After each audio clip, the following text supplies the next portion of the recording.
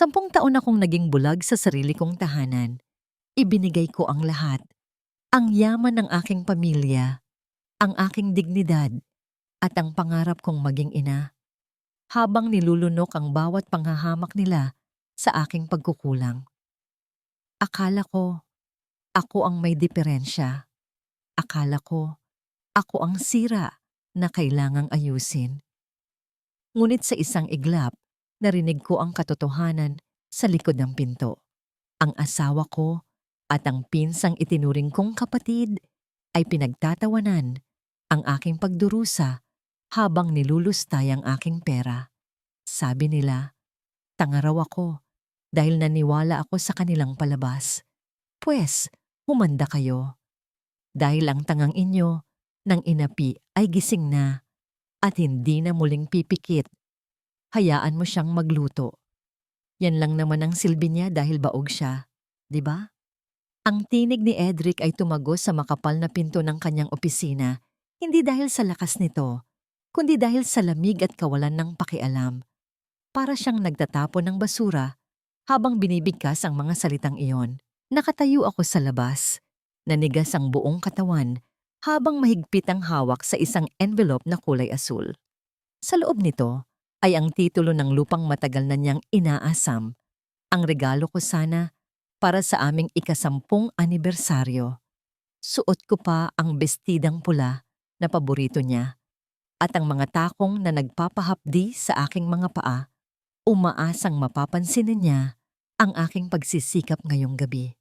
Ngunit ang narinig ko ay hindi pa pasasalamat, kundi ang tunog ng aking halaga na dinudurog ng pino. Isang matinis at pamilyar na tawa ang sumagot sa kanya.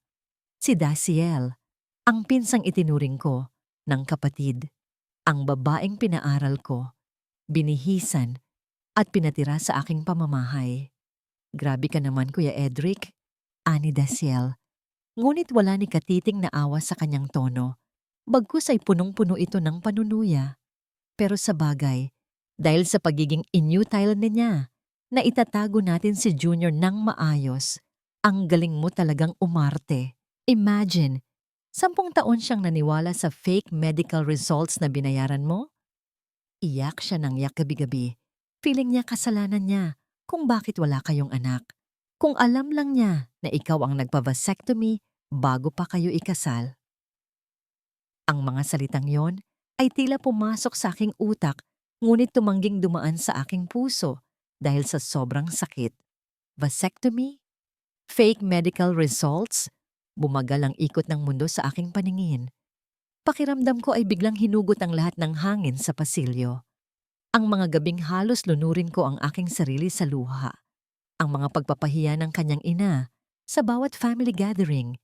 Ang pagluhod ko sa simbahan hanggang sa magkapalyo ang aking tuhod para humingi ng milagro.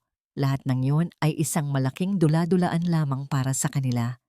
Ginawa nila akong baliw. Pinalaki nila akong may kasalanan sa isang bagay na kagagawan pala nila. Sulit naman ang drama, dagdag ni Edric. At nai-imagine ko ang kanyang nangisi habang sumisip-sip ng whiskey na binili ko gamit ang sarili kong ipon. Kapag napapirma ko na sa kanya ang transfer ng resort ngayong gabi, pwede na nating simulan ang plano. Ipapalabas nating nababaliw na siya dahil sa depression. Madali na siyang itapon sa mental hospital pagkatapos. Ang asul na envelope sa aking kamay ay dahan-dahang dumulas mula sa aking nanginginig na mga daliri. Bumagsak ito sa sahig, ngunit tila wala akong narinig. Ang tanging naririnig ko ay ang pagkawasak ng isang bagay sa loob ng aking dibdib. Isang bagay na mas mahalaga kaysa sa tiwala. Iyon ay ang aking pagkatao. Gusto kong sumigaw. Gusto kong pumasok sa loob at kalbuhin si Daciel, saktan si Edric, at sunugin ang buong opisina. Ngunit walang boses na lumabas sa aking lalamunan. Nanuyo ang aking bibig at namanhid ang aking mga binti. Tila ba ang sobrang sakit ay paralisasyon? Ang matinding galit ay naging yelo na bumabalot sa aking kalamnan. Yumuko ako at tinignan ang aking mga paa. Ang mamahaling sapatos na ito na binili ko para lang magmukhang presentable Sa mga business partner ni Edric ay matagal nang pumapatay sa akin. Masikip, masakit, at puno ng paltos ang aking mga daliri. Pero tiniis ko dahil akala ko ito ang kailangan para mahalin ako. Dahan-dahan, hinubad ko ang mga sapatos. Ramdam ko ang lamig ng marmols sa aking mga talampakan. Isang lamig na gumising sa natutulog kong diwa. Iniwan ko ang sapatos doon, katabi ng asul na envelope na naglalaman ng huling piraso ng aking kayamanan na sana ay ibibigay ko sa kanila. Hindi ko na ito kailangan at lalong hindi na nila ito makukuha. Tumalikod ako. Bawat hakbang palayo sa pintong yon ay parang paghakbang sa bubog pero hindi ako huminto. Lumabas ako ng mansyon nang walang lingon likod. Sinalubong ako ng malakas na ulan. Tila nakikiramay ang langit sa aking pagluluksa. Walang payong, walang dalang bag. Tanging ang susi ng kotse sa aking nanginginig na kamay. Pumasok ako sa sasakyan at pinaandar ang makina. Ang tubig ulan ay humahampas sa salamin, pinalalabo ang daan, katulad ng mga luhang ng ngayon, ay nagunahan ng pumatak mula sa aking mga mata. Ganito na lang ba? Bulong ko sa sarili. Ang boses ko ay basag at puno ng pait. Sa dinami-dami ng bagyo na sinuong ko para sa kanya, bakit ako pa ang naiwan sa ulan? Apak sa silinyador. Mabilis. Mas mabilis pa sa tibok ng puso ko. Hindi ko alam kung saan ako pupunta. Basta ang alam ko lang ay kailangan kong makalayo sa bahay na yon bago ako tuluyang mamatay sa sakit. Ang mga ilaw sa kalsada ay nagmistulang mga guhit na lamang ng liwanag dahil sa bilis ng aking pagpapatakbo. Sa di kalayuan, isang matinding liwanag ang biglang sumulpot mula sa kabilang linya. Isang malaking truck, ang tila nawalan ng kontrol at humarang sa aking dinadaanan. Ang nakasisilaw na ilaw nito ay tumama sa aking mga mata. Nilamon ang buong paligid ng puting silaw. Mariin kong ipinikit ang aking mga mata at hinintay ang dulo. Marahil, ito na ang kapahingahan na ibinibigay sa akin ng tadhana.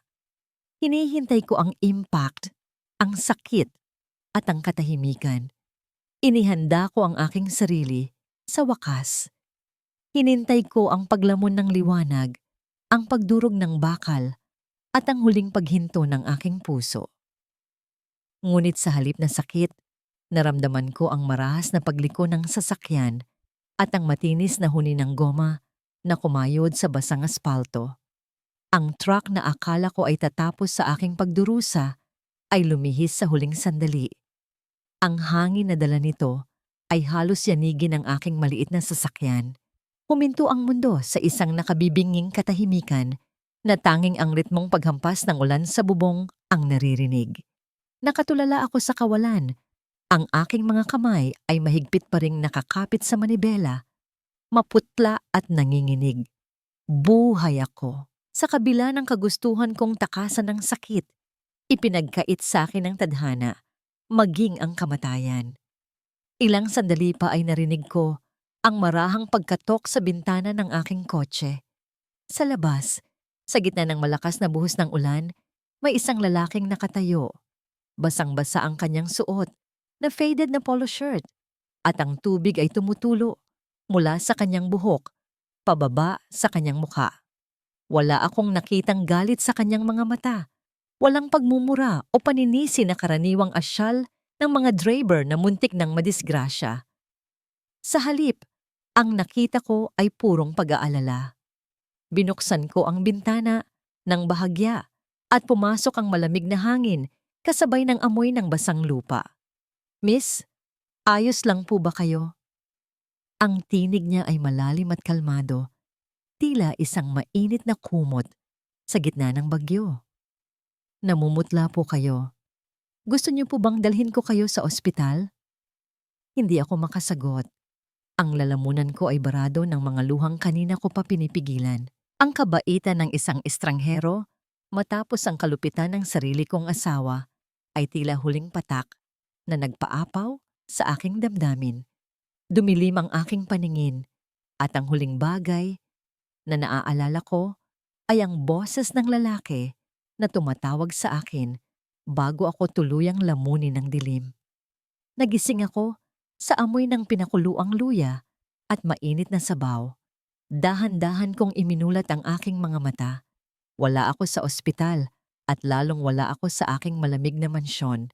Ang kisame ay gawa sa plywood na may mga bakas ng pagkaluma at ang dingding ay pinalamutian ng mga drawing ng bata na nakadikit gamit ang scotch tape. Nakahiga ako sa isang simpleng papag na may malinis at mabangong kumot. Gising na po siya, Papa.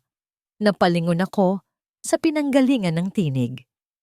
Isang batang babae, marahil ay nasa 5 taong gulang, ang nakaupo sa tabi ng aking higaan. Ang kanyang mga mata ay bilog at maningning, parang mga bituin na sumisilip sa gitna ng dilim. May hawak siyang maliit na bimpo na basa ng maligamgam na tubig. Lumapit ang lalaking nakita ko kanina sa ulan. Nakapagbihis na siya ng tuyong damit. Isang simpleng t-shirt na puti na medyo maluwag sa kanya. May dala siyang mangkok na umuusok pa. Pasensya na po kayo sa bahay namin, ma'am. Wika niya ng may hiya sa kanyang ngiti habang inilalapag ang mangkok sa maliit na mesa. Nawalan po kayo ng malay kanina. Hindi ko po alam kung saan kayo nakatira at natakot akong iwan kayo sa ospital ng mag-isa dahil wala kayong dalang ID o wallet sa sasakyan. Bumangon ako nang dahan-dahan. Ramdam ko pa rin ang bigat sa aking ulo. Nasaan ako? Nasa San Simon po. Malapit lang sa pinangyarihan ng muntik na aksidente, sagot niya. Kumuha siya ng isang tasa at nagsali ng salabat. Ako nga pala si Darian at ito ang anak ko, si Leah. Hello po, Tita Ganda. Bati ng bata sabay mano sa akin kahit nakahiga pa ako. Ang dampi ng kanyang noo sa aking kamay ay nagpadaloy ng kuryente ng init sa aking nanlalamig na puso. Pinagmasdan ko silang dalawa habang naghahapunan. Dahil sa pagpilit nila, sumabay ako sa pagkain kahit wala akong ganang lumunok. Doon ko nasaksihan ang isang eksenang dumurog at bumuo sa akin ng sabay. Nagbalat si Darian ng isang nilagang itlog. Maingat niya itong hinati sa gitna gamit ang sinulid. Ang kalahati ay inilagay niya sa plato ni Leah at ang kalahati ay inialok niya sa akin. Kain po kayo, tita. Masayang sabi ni Leah habang dinudurog ang pula ng itlog sa kanyang kanin na may kaunting toyo. Favorite ko po ito. Napatingin ako sa plato ni Darian. Puro kanin lang at sabaw ng nilaga ang laman nito. Wala siyang ulam. Ibinigay niya ang lahat sa anak niya at sa akin. Isang estrangherang muntik nang pumatay sa kanya sa kalsada. Napatigil ako sa pagsubo. Ang pamilyang ito, na halatang hirap sa buhay, ay nagawang magbigay ng kung ano ang meron sila nang walang pag-iimbot. Samantalang sa bahay na aking iniwan, kung saan umaapaw ang pagkain at yaman, ay ipinagkait sa akin ang simpleng respeto at pagmamahal. Habang tinititigan ko si Darian sa ilalim ng madilim na ilaw ng bumbilya, may bigla akong naalala. Ang mukhang iyon, nakita ko na siya dati sa mga file ni Edric. Siya si Engineer Darian Cortez, ang project manager na sinisisi ni Edric sa pagguho ng isang pader sa construction site 2 taon na ang nakararaan. Alam ko ang katotohanan.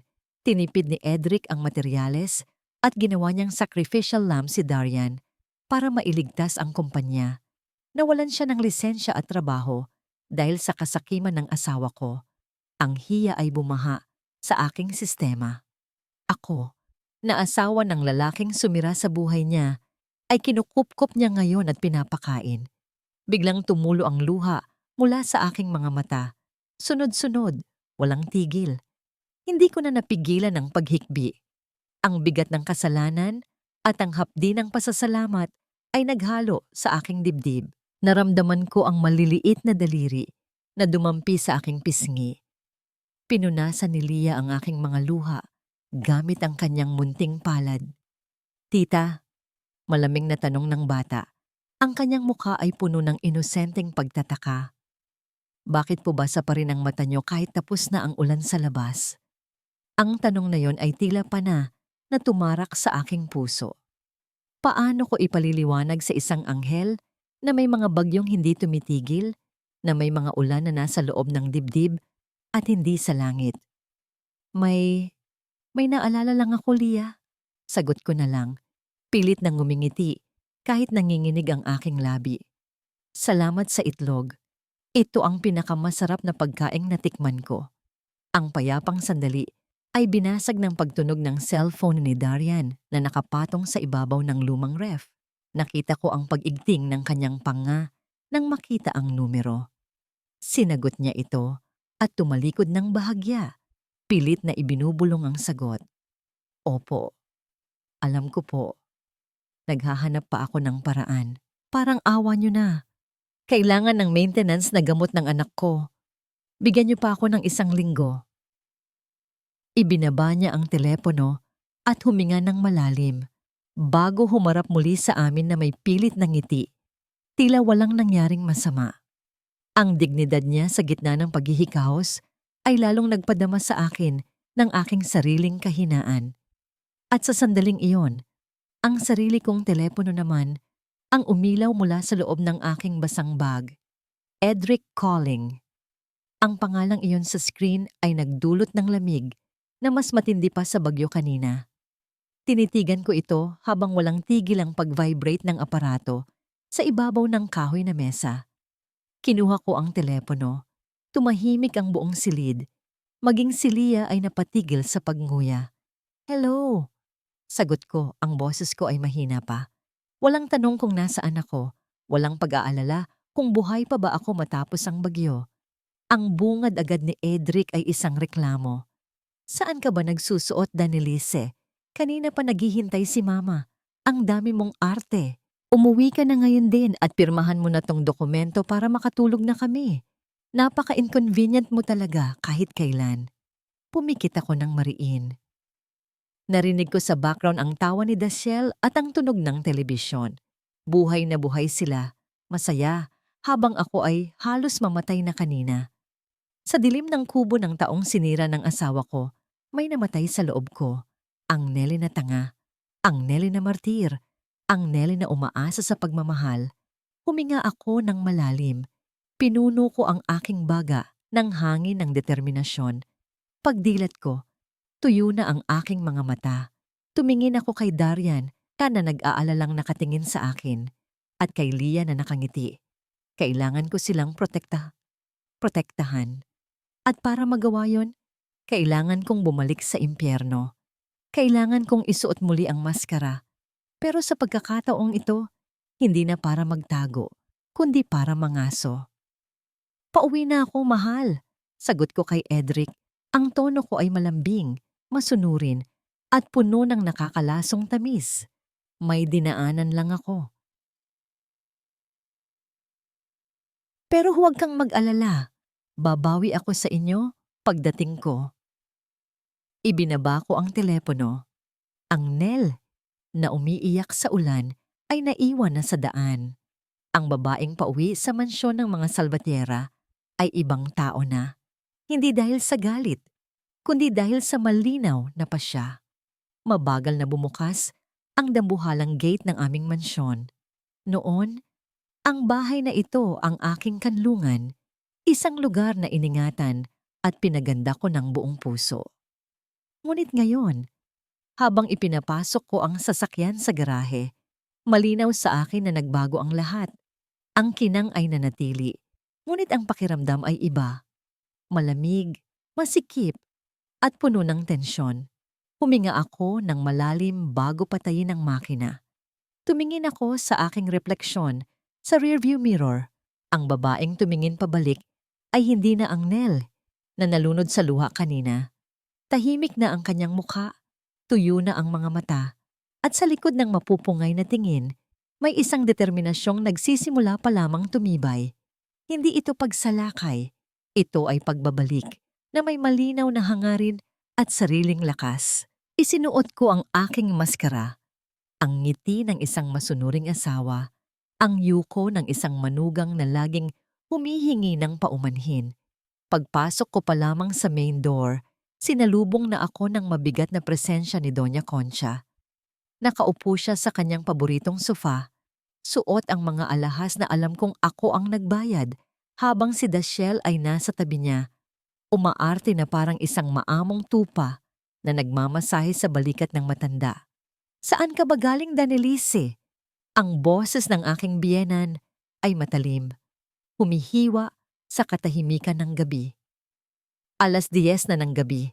Ang kapal naman ng mukha mong paghintayin ang asawa mo at ang nanay niya sa hapunan. Sorry po, Mama. Sagot ko. Ang boses ko ay mahina at nanginginig. Saktong-sakto sa inaasahan nilang reaksyon ng isang mahinang babae. Yumuko ako para magmano, kahit na ang bawat hibla ng aking katawan ay gustong umatras sa kanyang hawak. Sumama po kasi ang pakiramdam ko habang nagmamaneho, kinailangan ko pong huminto sa gilid ng daan para magpahinga.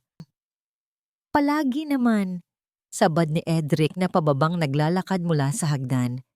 Ang tingin niya sa akin ay puno ng inip. Kakadrama mo yan.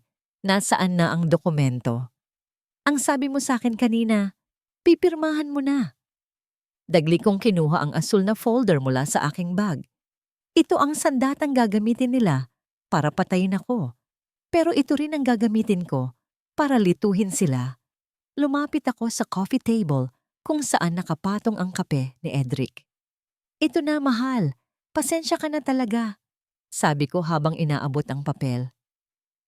Sa sandaling aabutin na niya ito, sadyang pinaluwag ko ang aking hawak at hinayaan ang aking kamay na manginig ng sobra, isang epekto ng nerbiyos kunwari. Tumama ang folder sa tasa ng kape. Ang mainit na likido ay tumapon at kumalat sa buong dokumento. Nilunod ang mga letra at ang lugar kung saan ako dapat pumirma. Napatayo si Edric, ang mukha ay namula sa galit. Ano ba naman yan, Nele? Tanga ka ba? Ang simple-simpleng pag-abot, hindi mo magawa? Sorry. Sorry talaga, mahal. Mabilis akong kumuha ng tissue at pinunasan ng mesa, pero huli na ang lahat para sa papel. Hindi ko sinasadya. Nanginginig kasi ang kamay ko sa gutom at pagod. Hay nako! Napahilamos si Edric sa kanyang mukha. Wala ka talagang silbi. Paano ko ipapasayan bukas? Kailangan ko pang ipareprint yan sa abogado. Bukas na lang, Edric. Singit ni Dashiell na may ngiting nakakaloko sa kanyang labi habang pinapanood akong maglinis ng kalat. Pagod na si Ate Nel. Hayaan mo na. Total, hindi naman siya tatakas. Di ba, ate? Tumingin ako kay Dashiell. Ang mga mata niya ay nanghahamon. Alam niyang hawak nila ako sa leeg. Ang hindi niya alam, hawak ko na ang patalim. Oo naman, sagot ko. Nakangiti. Wala naman akong ibang pupuntahan. Ang hapunan ay isang panibagong uri ng pagpapahirap. Habang ngumunguya ako ng pagkain na lasang abo sa aking bibig, kailangan kong tiisin ang walang katapusang parinig ni Doña Concha. Buti pa itong si Dashiell. Kahit walang asawa, may napatunayan na pagiging babae. Wika ng matanda habang nilalagyan ng ulam ang pinggan ng pamangkin. Ang lusog ng batang si Junior, kitang-kita mo ang lahi ng mga Salvatierra, ay ang ibig kong sabihin, ang ganda ng lahi. Muntik nang mabilaukan si Edric. Nagkatinginan sila ni Dashiell na may halong kaba at aliw.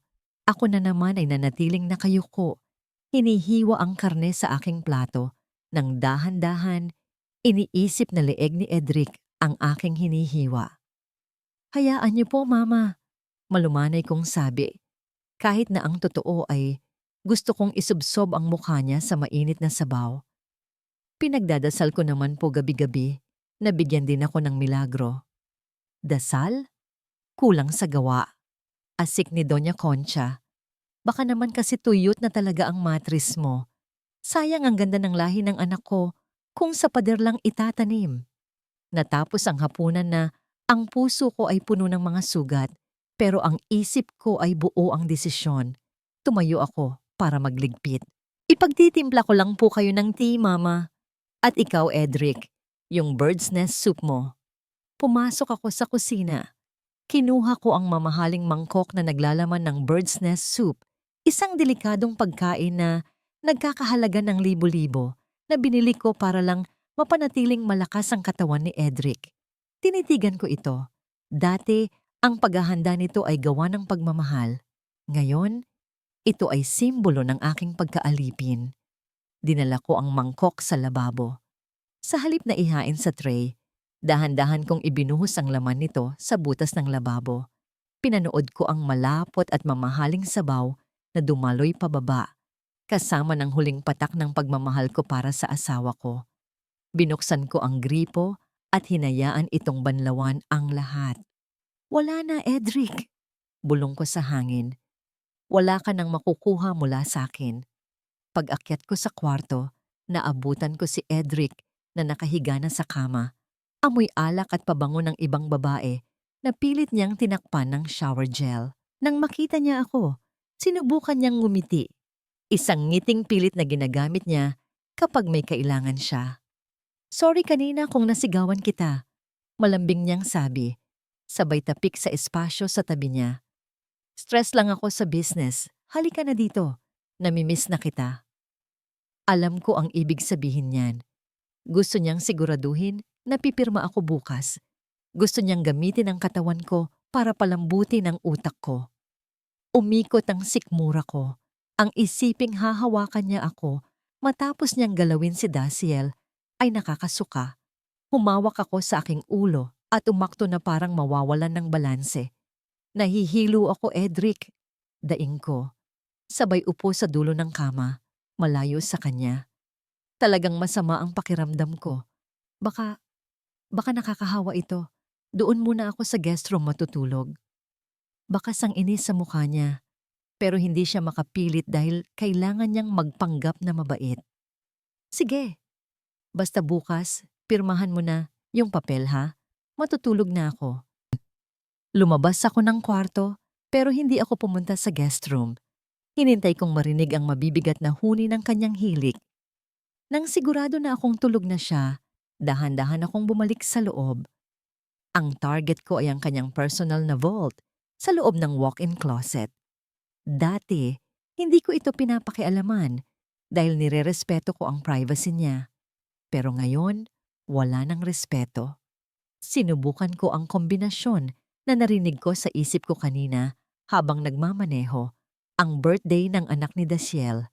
Ang pinto ng bakal ay bumukas nang walang ingay. Tumambad sa akin ang mga tumpok ng pera, mga pasaporte, at ilang dokumento ng lupa. Pero may isang bagay na pumukaw sa aking atensyon. Isang maliit na garapon ng gamot na walang tatak, nakatago sa pinakasulok. Kinuha ko ito. Sa loob ay may mga piraso ng tableta na dinurog at ginawang pulbos. Pamilyar ang amoy. Kumuha ako ng kaunti at inilagay sa tissue. Pagkatapos ay mabilis ko itong kinuna ng litrato at sinearch sa phone ko gamit ang image recognition at description ng hitsura. Lumabas ang resulta. Emergency contraceptive pills, high dose, crushed form. Nanginig ang buong katawan ko. Halos mabitawan ko ang garapon. Araw-araw niya akong pinapainom ng vitamins na tinitimpla niya mismo sa juice ko tuwing umaga. Ang sweet-sweet niya pa habang iniabot iyon. Para lumakas ka at mabuntis ka na. Sabi niya dati, iyon pala ang lason na pumapatay sa mga anak na sana ay nabuo sa sinapupunan ko. Hindi ako baog. Pinapatay niya ang bawat pag-asa ko bago pa man ito mabuhay. Isinara ko ang vault. Tumingin ako sa natutulog na demonyo sa kama. Ang mga luhang pumatak sa aking pisngi ngayon ay hindi na luha ng sakit. Ito ay luha ng isang pagluluksa para sa mga batang hindi ko naisilang. Magbabayad ka. Bulong ko sa dilim. Ang bawat pantig ay may bigat ng isang sumpa. Isinusumpa ko, Edric. Mararanasan mo ang mawalan ng lahat hanggang sa ang tanging matira sa'yo ay ang pangalan mong wala ng halaga. Ang sikat ng araw sa tanghaling tapat ay tila ng gagalaiti. Tumatagos sa bintana ng aking sasakyan kahit nakatint ito ng madilim. Nakaparada ako sa tapat ng isang construction site sa gilid ng EDSA, isang lugar na puno ng alikabok, ingay ng mga bakal na nagtatama, at amoy ng sementong humahalo sa pawis ng mga trabahador. Dati, hindi ako lalapit sa ganitong lugar dahil sa takot na madumihan ang aking sapatos. Ngunit ngayon, ang dumi na nakikita ko sa labas ay walang sinabi sa dumi ng pamumuhay na kinasadlak ko sa loob ng aking mansyon. Mula sa malayo, natanaw ko siya, si Darian, ang dating inhinyerong iginagalang sa aming kumpanya na laging nakasuot ng puting polo at may bitbit na plano, ay ngayoy nakasando na lamang na puno ng mantsa ng grasa at semento. Buhat-buhat niya ang 2 sako ng graba sa kanyang balikat. Ang mga ugat sa kanyang leeg at braso ay pilit na lumalaban sa bigat ng mundo. Siya ang taong sinira ng asawa ko para pagtakpan ang sarili nitong kapalpakan. At sa bawat patak ng pawis na tumutulo sa kanyang noo, nakikita ko ang isang kasalanan ng kailangan kong itama. Bumaba ako ng sasakyan. Ang init ay agad na sumampal sa aking balat. Ilang mga trabahador ang napatingin sa akin. Marahil ay nagtataka kung bakit ang isang babaeng bihis na bihis ay tumapak sa kanilang magulong mundo. Hindi ko sila pinansin. Dumiretso ako kay Darian na kasalukuyang nagpapahinga sa ilalim ng isang kapirasong yero. Umiinom ng tubig mula sa isang lumang plastic bottle. Nang makita niya ako, agad siyang tumayo. Nakita ko ang pamumula ng kanyang mukha, hindi dahil sa init, kundi dahil sa hiya. Mabilis niyang pinunasan ang kanyang mga kamay sa kanyang maruming pantalon, tila nahihiyang madumihan ng hangin sa pagitan namin. Mrs. Salvatierra Batiniya, ang boses ay magalang ngunit may halong pag-iwas. Anong ginagawa niyo rito? Kung sisingilin niyo po ako sa ginastos niyo sa gamot ni Leah, wala pa po akong... Hindi ako narito para maningil, Darian. Putol ko sa kanya. Inalis ko ang aking sunglasses para makita niya ang seryoso kong mga mata. Narito ako para mag-alok ng trabaho. Natigilan siya. Tiningnan niya ang paligid.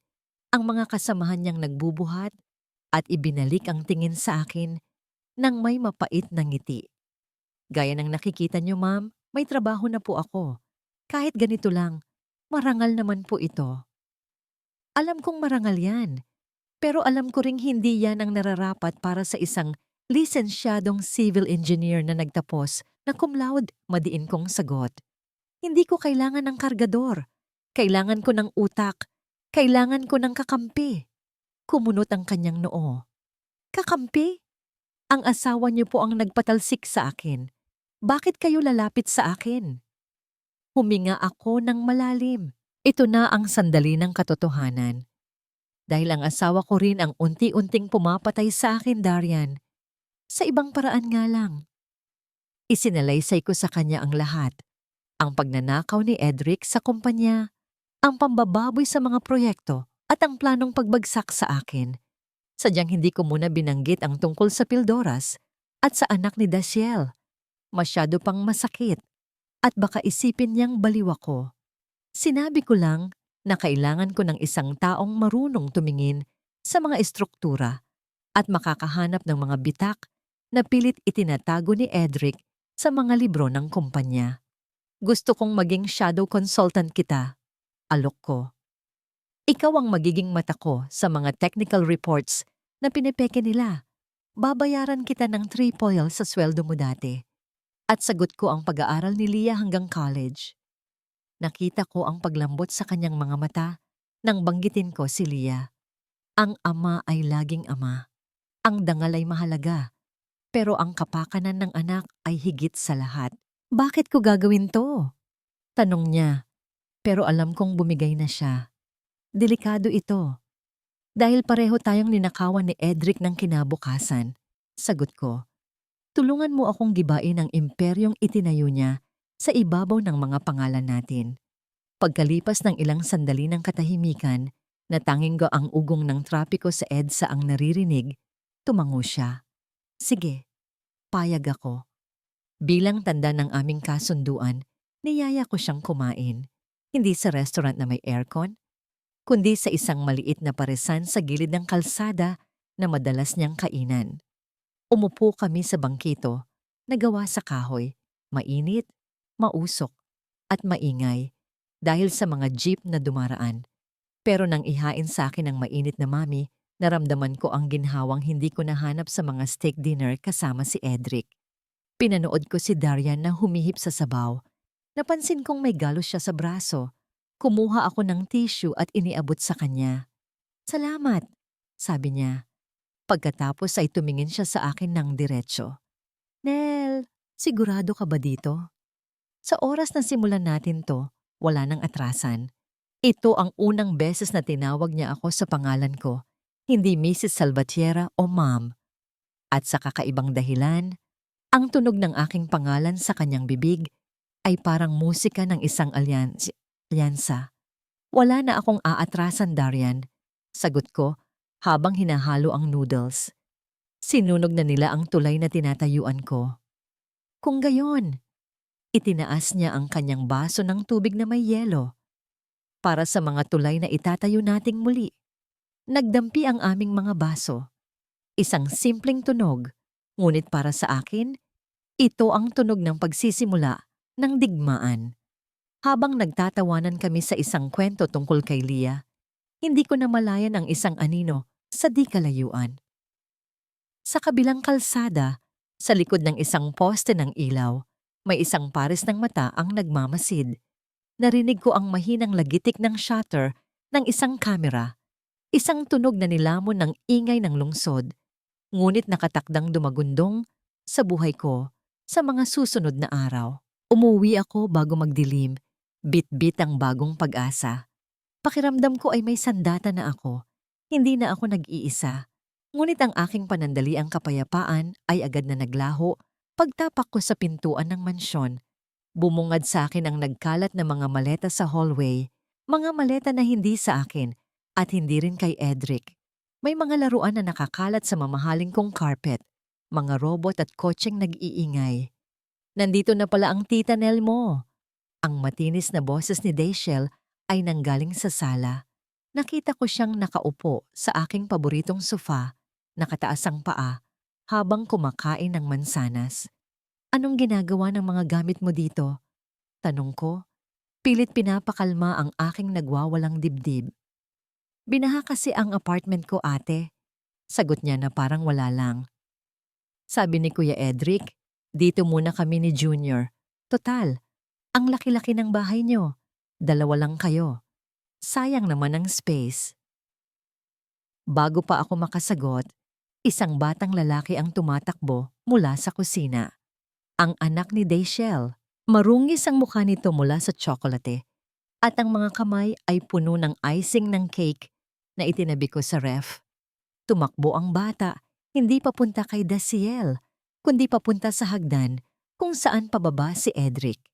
Yumakap ang bata sa binti ng asawa ko. Tumingala ito na may malawak na ngiti. Ang mga mata ay refleksyon ng mga mata ni Edric.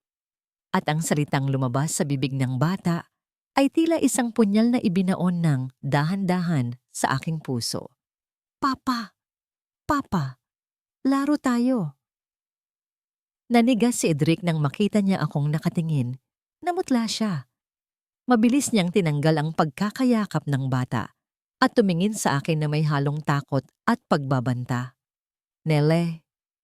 Nalilito lang ang bata. Nauutal niyang paliwanag. "Alam mo naman, walang tatay, kaya kung sino-sino ang tinatawag na papa." Tinitigan ko ang bata, tinitigan ko ang asawa ko, at tinitigan ko ang kabit na nakangisi sa sofa.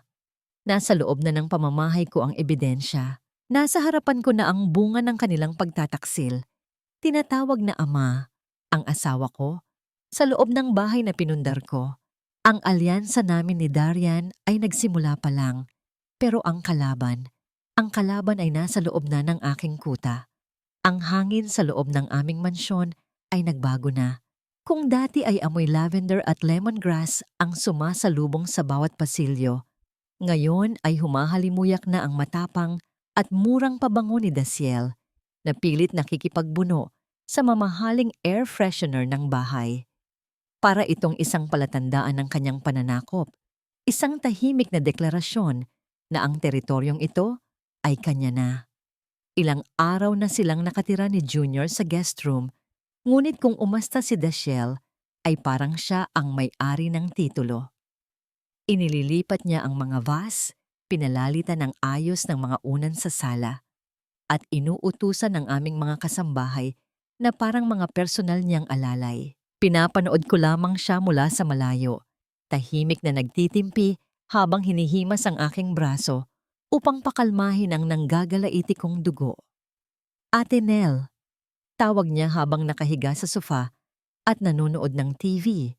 Ang kanyang mga paa ay nakapatong sa glass table nang walang sapin. Pakiabot naman ng remote ang layo kasi. Tinatamad akong tumayo. 1 metro lang ang layo ng remote sa kanya. Tinitigan ko siya.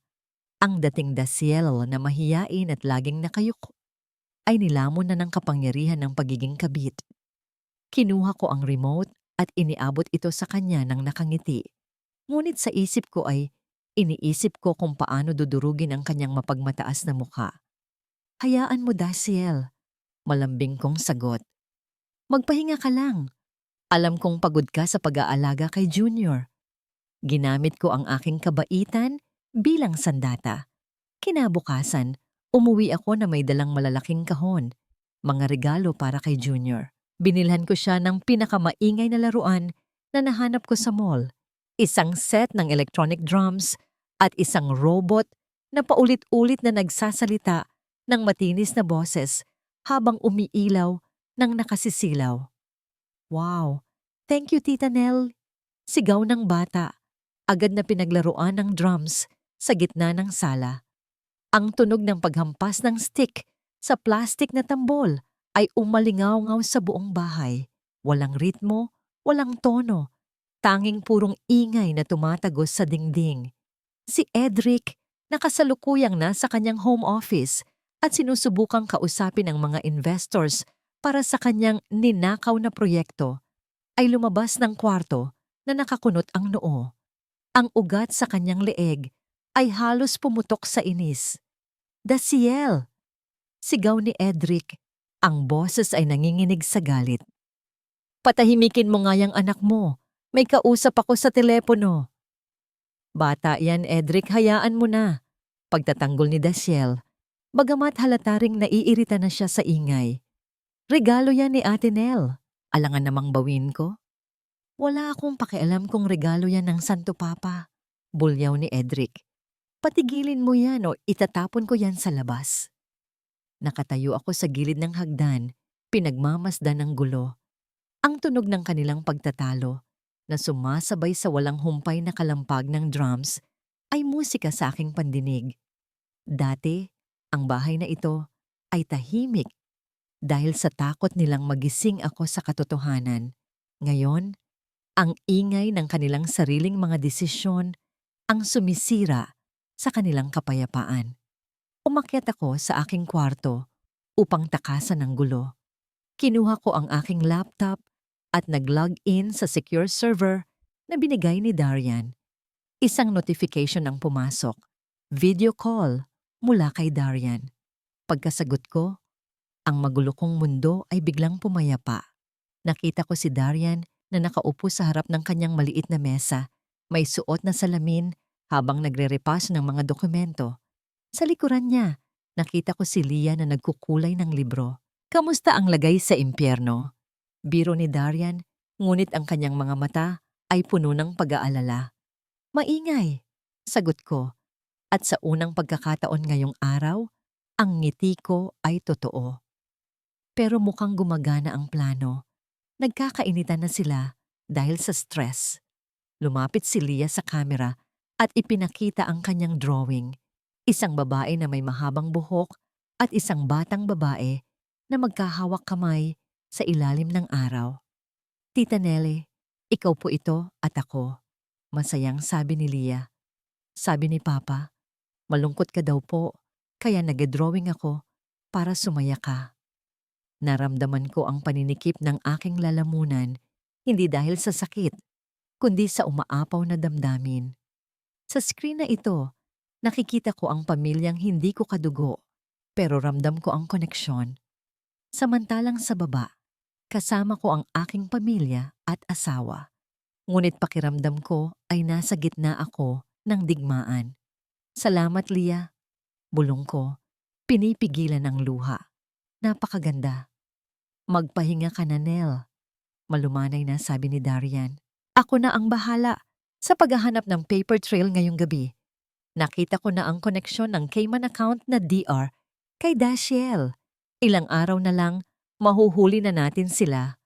Ang kanyang boses ay tila haplos na nagpapatulog sa aking pagod na diwa. Salamat, Darian. Hindi ko alam kung ano ang gagawin ko kung wala kayo. Natapos ang tawag, ngunit ang init na iniwan nito ay nanatili. Bumaba ako para sa hapunan na may baon na lakas ng loob. Ngunit ang katahimikan ng gabi ay muling binasag ng isang matinis na tili mula sa kwarto ni Doña Concha. Dali-dali kaming tumakbo papunta doon.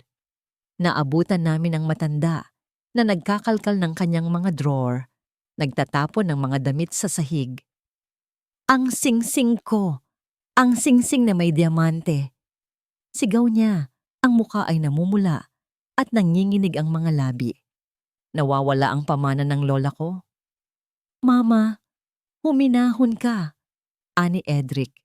Sinusubukang hawakan ng ina. Baka nailagay mo lang kung saan. Hindi. Sigurado ako na nandito lang yon. Humarap si Doña Concha sa pinto kung saan nakatayo si Manang Ising, ang aming may edad, ng kasambahay na nanilbihan sa akin bago pa ako mag-asawa. Ikaw lang ang pumasok dito kanina para maglinis. Namutla si Manang Ising. Ma'am, hindi ko po kukunin yon. Alam niyo pong 10 taon na ako dito, ni piso hindi ako kumuha. Sinungaling! Singit ni Dashiell na nasa gilid. Lumapit siya kay Manang at dinuro ito. Nakita kita kanina na lumabas galing dito. Parang may tinatago ka sa bulsa ng apron mo. Siguro ibibigay mo sa apo mong may sakit, no?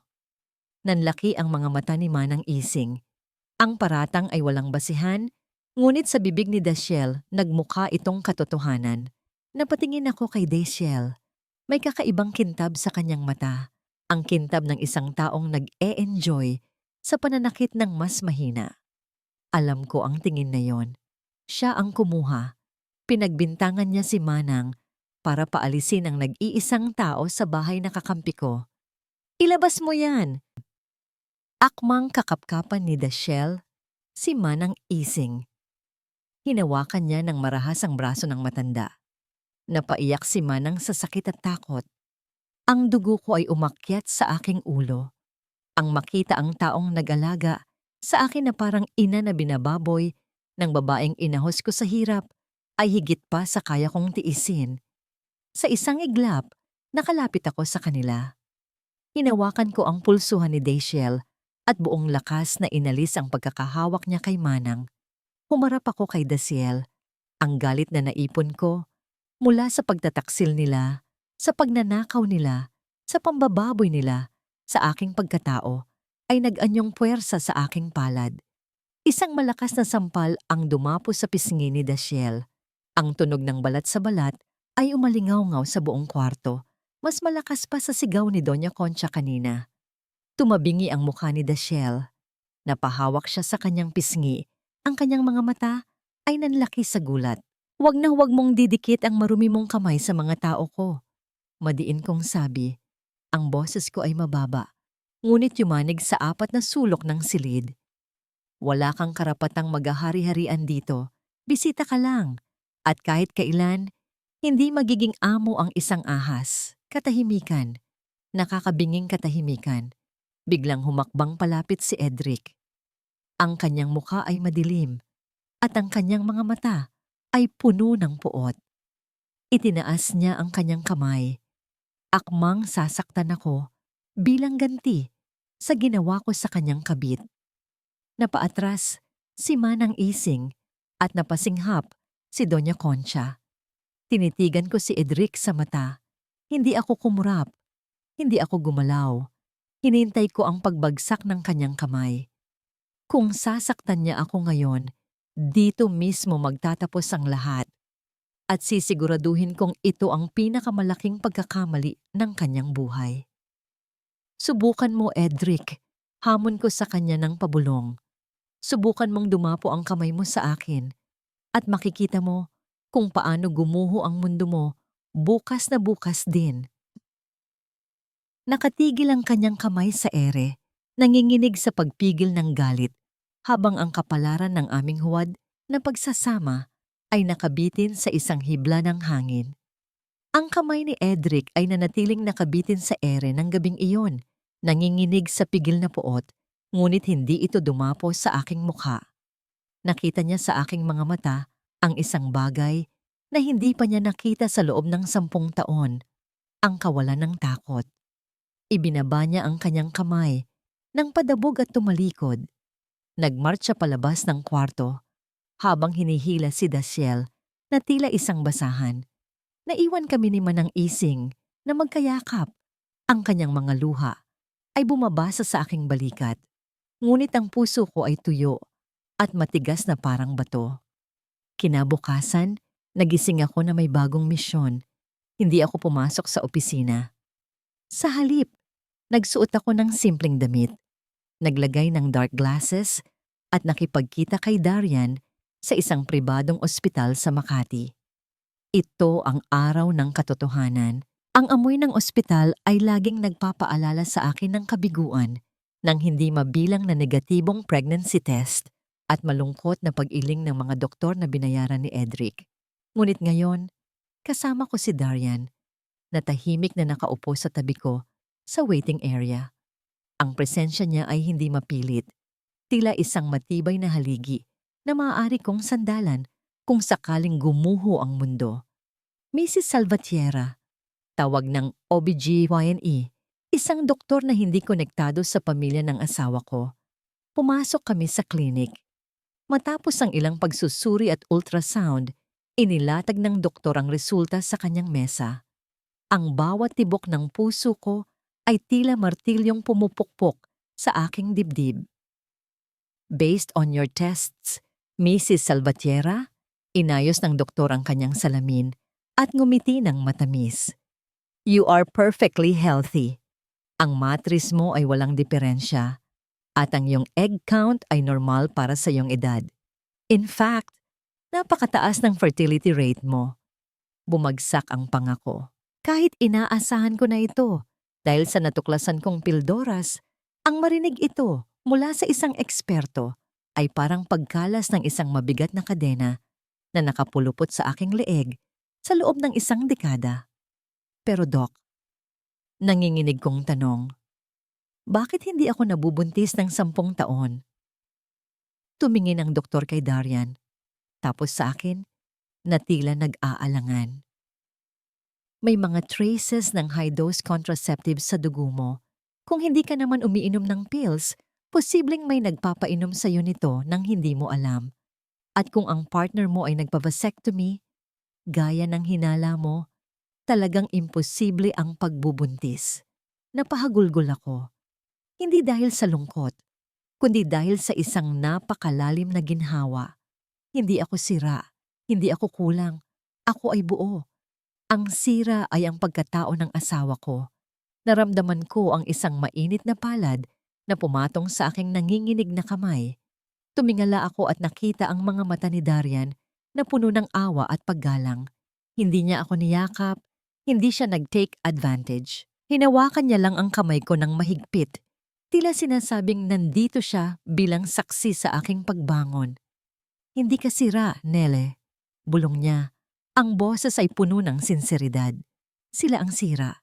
At ngayon, alam na natin ang totoo. Paglabas namin ng ospital, ang sikat ng araw ay tila mas maliwanag. Huminga ako ng malalim. Nilalanghap ang hangin ng kalayaan. Oras na para putulin ang daloy ng dugo ng linta. Sabi ko kay Darian habang sumasakay kami sa kotse. Kinuha ko ang aking telepono at tinawagan ang aking private banker. Ang boses ko ay kalmado, businesslike, at walang bahid ng emosyon. Yes, manager. I want to freeze all the joint accounts regarding suspicious activities. Also, please cancel all the extension credit cards named under Edric Salvatierra. Report them as lost via malicious intent. Ngayon din. Ibinaba ko ang telepono na may ngiti sa aking mga labi. Alam kong sa oras na ito, nasa isang business lunch si Edric kasama ang mga potential investors sa isang 5-star hotel. Mahilig siyang magpasikat, mahilig siyang manlibre para magmukhang powerful. Hindi nagtagal. Nagring ang aking telepono. Edric. Hinayaan ko itong tumunog ng 3 beses bago ko sagutin. Gusto kong imaginein ang pawis na tumutulo sa kanyang noo habang nakatingin ang mga waiter at mga bisita sa kanyang declined card. Hello, mahal. Sagot ko, boses inosente. Nelly, anong nangyari sa mga card? Ang sigaw niya ay halos basagin ang eardrum ko. Rinig ko ang pagkataranta sa kanyang boses. Nasa meeting ako. Declined lahat. Napahiya ako sa mga investors. Oh my God, mahal. Nagpanik-panikan ako. Tumawag ang bangko kanina. May nag-attempt daw na mag-hack sa accounts natin galing sa Cayman Islands. Para sa safety natin, pina-freeze ko muna lahat. You know naman gaano ako kapraning sa security, di ba? Natahimik siya sa kabilang linya. Alam niyang hindi niya pwedeng aminin na siya ang nagpapadala ng pera sa Cayman Islands para kay Daciel. Na-checkmate ko siya gamit ang sarili niyang baho. Ganoon ba? Napipilitan niyang sagot, halatang nagpipigil ng mura. Sige, gawan ko na lang ng paraan. Ingat ka, mahal. Umuwi ka agad. Paalam ko bago patay ng tawag. Nang gabing iyon, umuwi si Edric na parang bulkang sasabog. Dahil hindi niya ako pwedeng awayin, dahil ako ang bida na nag-protect sa account ko no, ibinaling niya ang galit sa pinakamadaling target, si Daciel. Narinig ko ang sigawan nila mula sa guest room. Sabi ko sa'yo, huwag kang mag-withdraw ng malaki para sa shopping mo. Bulyaw ni Edric. Na-detect ng bangko, ayan tuloy. Sarado ang gripo. Wala tayong pera. Bakit ako ang sinisisi mo? Ganting sigaw ni Daciel. Ikaw tong magaling na businessman kuno, pero nakadepende sa palda ng asawa mo. Kung sana pinapirma mo na siya agad, di sana nasa atin na ang resort. Nakaupo ako sa aking kwarto, humihigop ng tsa, habang pinapakinggan ang kanilang pagtatalo sa pamamagitan ng earpiece na konektado sa bog na itinanim ko.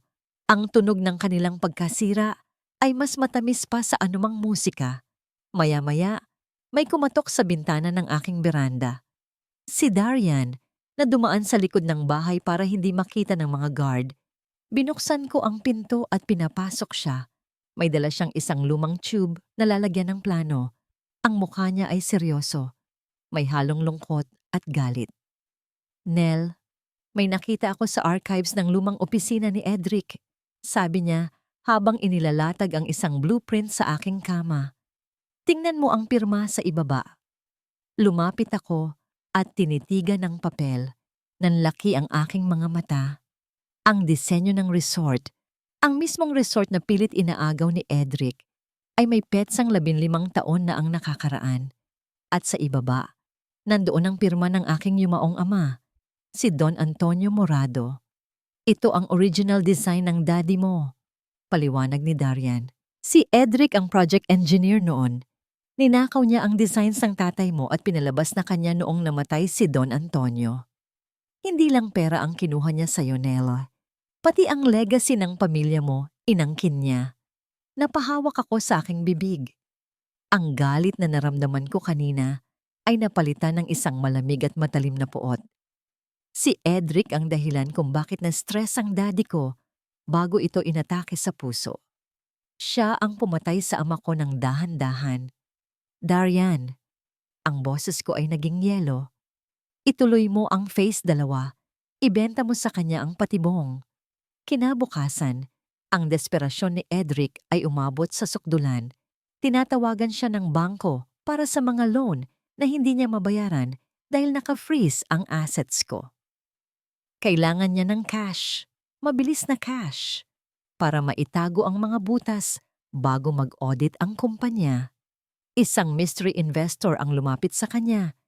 Inaalok na bilhin ang 40% ng shares ni Edric sa kumpanya sa halagang mas mababa sa market value, pero sapat para bayaran ang utang niya. Ang investor ay walang iba kundi isang dummy company na itinayo ni Darian gamit ang pondo ko.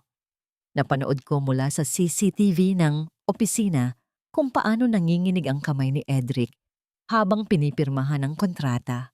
Akala niya naligtas siya. Akala niya na isahan niya ang tadhana. Ngumiti ako sa monitor. Hindi niya alam. Ang pinirmahan niya ay hindi contract of sale. Iyon ay ang kanyang death warrant. Dahil sa oras na mapunta sa akin ang shares na yon, ako na ang magmamay-ari ng 70% ng kumpanya. At siya ay magiging isang empleyado na lamang na madaling sipain palabas. Kinuha ko ang litrato ng aking ama sa bedside table. Hinaplos ko ang mukha ng matanda. Malapit na, Daddy. Bulong ko. Malapit na nating bawiin ang lahat. Sa ibaba, narinig ko ang pagbukas ng pinto at ang yabag ni Edric na puno ng yabang. Sumisigaw siya ng, "Honey, I'm home," na parang nanalo sa loto. Bumaba ako para salubungin siya. Suot ang aking pinakamatamis na ngangiti. Isang ngiting may lason na unti-unting papatay sa kanya. "Welcome home, mahal," bati ko. Sabay halik sa kanyang pisngi. "May surprise ako sa iyo bukas." Hindi niya alam. Ang surpresang yon ay ang kanyang pagbagsak. Ang gabi ng grand launch ay dumating na parang isang bagyong nakadamit ng seda at diamante. Ang buong ballroom ng hotel ay pinalamutian ng mga kristal na chandelier na nagniningning na parang mga bituin. At ang bango ng mamahaling bulaklak ay humahalo sa amoy ng pabango ng mga elitista ng San Fernando. Ngunit para sa akin, ang okasyong ito ay hindi isang selebrasyon. Ito ay isang entablado kung saan ang bawat isa ay may suot na maskara at ako ang direktor ng kanilang huling pagtatanghal. Nakasuot ako ng isang itim na gown na yakap ang bawat kurba ng aking katawan, hindi bilang tanda ng pagluluksa, kundi bilang simbolo ng kapangyarihan. Ang itim ay kulay ng misteryo, kulay ng pagtatapos, at kulay ng hatol. Sa gitna ng bulwagan, nakita ko si Edric. Nasa kanya ang lahat ng atensyon. Nakikipagkamay siya sa mga investors, tumatawa ng malakas, at ipinagmamalaki ang bagong proyekto na ninakaw niya mula sa aking ama. Ang kanyang nangiti ay napakalawak. Tila walang bakas ng desperasyon ng isang lalaking nagbenta ng kanyang kaluluwa para lamang makabayad ng utang kahapon. Lumapit siya sa akin nang makita niya ako.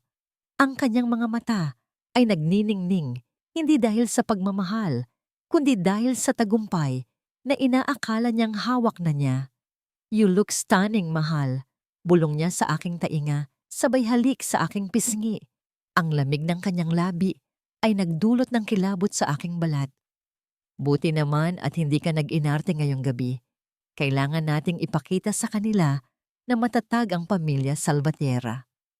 Hinarap ko siya. Inayos ko ang kanyang kurbata na bahagyang tumabingi. Ang tela ay mamahalin, seda mula sa Italia. Ngunit ang leeg na nakapaloob dito ay pag-ari ng isang magnanakaw. Hinaplos ko ang kanyang dibdib. Ramdam ko ang tibok ng kanyang puso na mabilis at puno ng ambisyon. "Ang ganda ng tindig mo ngayong gabi, Edric," malumanay kong sabi. Ang aking tinig ay parang hanging bumubulong ng lihim. Para kang isang obra maestrang eskultura. Makinis sa labas, pero hungkag at walang laman sa loob. Natigilan siya. Kumurap siya ng ilang beses, sinusubukang intindihin kung papuri ba yon o insulto. Bago pa siya makasagot, isang bagong bisita ang pumasok sa malaking pinto at ang atensyon ng lahat ay napalingon dito. Si Darian. Hindi siya nakasuot ng damit pang trabaho na puno ng semento. Ngayon, siya ay nakasuot ng isang dark blue suit na lalong nagpalitaw ng kanyang tikas at dignidad. Wala siyang dalang kayamanan, pero ang kanyang presensya ay may dalang bigat ng isang lalaking may prinsipyo. Ang kanyang paglalakad ay banayad ngunit tigurado. Tila siya ang tunay na hari sa silid na ito. Kumunot ang noo ni Edric. Sino yan? Bakit nandito ang construction worker na yan? Siya si Engineer Cortez. Sagot ko ng nakataas ang noo. Ang bagong senior consultant ng Morado Group. Inimbitahan ko siya. Consultant? Halos mabulunan si Edric sa kanyang sariling laway. Nelly, nababaliw ka na ba? Yan ang lalaking sinipa ko sa kumpanya. Kaya nga kinuha ko. Ngumiti ako ng matamis. Dahil ang basurang tinapon mo, nakita kong ginto pala. Habang naglalakad palapit si Darian, napansin ko ang isang kakaibang reaksyon mula sa isang sulok. Si Doña Concha. Ang aking biyanan ay nakatayo malapit sa buffet table, hawak ang isang kopita ng wine. Nang magtama ang paningin nila ni Darian, biglang namutla ang matanda. Ang kulay ng dugo ay tila hinigop mula sa kanyang mukha. Ang kopita sa kanyang kamay ay dumulas. Bumagsak ito sa sahig at ang tunog ng nabasag na kristal ay umaling-awngaw sa buong bulwagan. Pinatahimik ang masayang tugtog ng orkestra. Ang pulang alak ay kumalat sa puting marmol na sahig na parang sariwang dugo. Mama! Agad na lumapit si Edric sa ina. Nanginginig ang mga labi ni Doña Concha. Nakaturo siya kay Darian na para bang nakakita siya ng multo mula sa nakaraan. Bakit siya nandito? Hindi sumagot si Darian. Tumungo lang ito ng bahagya bilang pagbati. Ngunit ang kanyang mga mata ay matatalim na nakatuon sa matanda. May lihim sa pagitan nila. Isang lihim na hindi ko pa alam, pero sigurado akong magagamit ko. Ang tensyon ay pansamantalang napawi nang magsimulang magsalita ang MC para sa main presentation. Ngunit may isa pang bomba na malapit nang sumabog. Si Daciel. Lasing na siya. Nakasuot siya ng isang masikip na pulang bestida na pilit inaagaw ang atensyon. Kanina pa siya naiirita sa tuwing nakikita niyang magkatabi kami ni Edric. Ang selos ay unti-unting lumalamon sa kanyang huwad na bait. Nang makita niyang inakbayan ako ni Edric para sa photo op, hindi na nakapagpigil si Daciel. Sumuray-suray siya palapit sa amin. Ang amoy ng alak ay humahalo sa kanyang matapang na pabango. Edric? Garalgal niyang tawag, sapat lang para marinig ng mga nasa malapit. Bakit ba dikit ka ng dikit sa babaeng yan? Di ba sabi mo sa akin, para sa amin ni Junior ang gabing ito? Nanlaki ang mga mata ni Edric. Mabilis niyang hinawakan ng mahigpit ang braso ni Daciel. Ang kanyang mga kuko ay halos bumaon sa balat nito. Lasing ka na, Daciel. Mariin niyang bulong. Ang ngiti sa kanyang labi ay pilit na pilit para sa mga kamera. Pero ang boses niya ay puno ng banta. Umuwi ka na. Ayoko. Pumiglas si Daciel. Pagod na akong magtago. Pagod na akong maging pinsan lang. Si Junior, ang anak natin. Bago pa matapos ni Daciel ang sasabihin, mabilis na tinakpan ni Edric ang bibig nito at pilit na kinaladkad palayo habang humihingi ng pasensya sa mga bisita. Excuse us, masama lang ang pakiramdam ng pinsan ko. Palusot ni Edric habang dinadala ang nagwawalang kabit sa exit. Naiwan akong nakatayo sa gitna ng ballroom. Ang mga bisita ay nagbubulungan, nagpapalitan ng makahulugang tingin. Nasisira na ang imahe ng perpektong pamilya na pilit binuo ni Edric. At wala man lang akong ginawa, kundi ang tumayo at manood. Napansin kong lumapit si Darian sa akin. Inabutan niya ako ng isang baso ng tubig. Ayos ka lang ba? Tanong niya. Higit pa sa ayos, sagot ko. Nagsisimula ng gumuho ang entablado nila. Sa sandaling iyon, naramdaman ko ang pag-vibrate ng aking clutch bag. Kinuha ko ang aking telepono. Isang mensahe mula sa private investigator na inupahan namin para kumuha ng DNA sample ni Junior at ni Edric. Binuksan ko ang mensahe. Ang liwanag ng screen ay tumama sa aking mukha sa gitna ng madilim na sulok. Binasa ko ang resulta. Paulit-ulit. Isang tawa ang kumawala sa aking dibdib. Isang tawa na walang tunog, pero yumanig sa buo kong pagkatao. Napahawak ako sa braso ni Darian para hindi ako matumba. Nele? Nag-aalalang tanong niya. Anong resulta? Ipinakita ko sa kanya ang screen. DNA test result. Probability of paternity. 0%. Hindi niya anak si Junior. Bulong ko. Ang bawat salita ay may halong pait at tuwa. Sinira ni Edric ang pagsasama namin. Pinatay niya ang pangarap kong magkaanak. Nilustay niya ang pera ko. Para sa isang batang hindi naman pala kanya. Tumingin ako sa direksyon kung saan dinala ni Edric si Daciel. Ang lalaking iyon na akala niya ay napakatalino niya sa panloloko sa akin ay siya palang pinakamalaking tanga sa kwentong ito. Niloko siya ni Daciel, nagpakamartir siya at nagnakaw para sa isang anak ng iba. Ibinalik ko ang tingin kay Darian at sa unang pagkakataon, ang ngiti ko ay abot hanggang mata. Ito ang alas. Ito ang huling pako sa kabaong ni Edric Salvatierra. Handa na ako, Darian, sabi ko. Simulan na natin ang pagtatapos. Sa labas, kumulog ng malakas. Tila hudyat ng langit na ang panahon ng paniningil ay dumating na. Ang desperasyon ay may kakaibang amoy. Para itong pinaghalong pawis, mamahaling cologne na hindi kayang takpan ng asim ng takot at ang malansang hangin ng isang taong malapit ng malunod.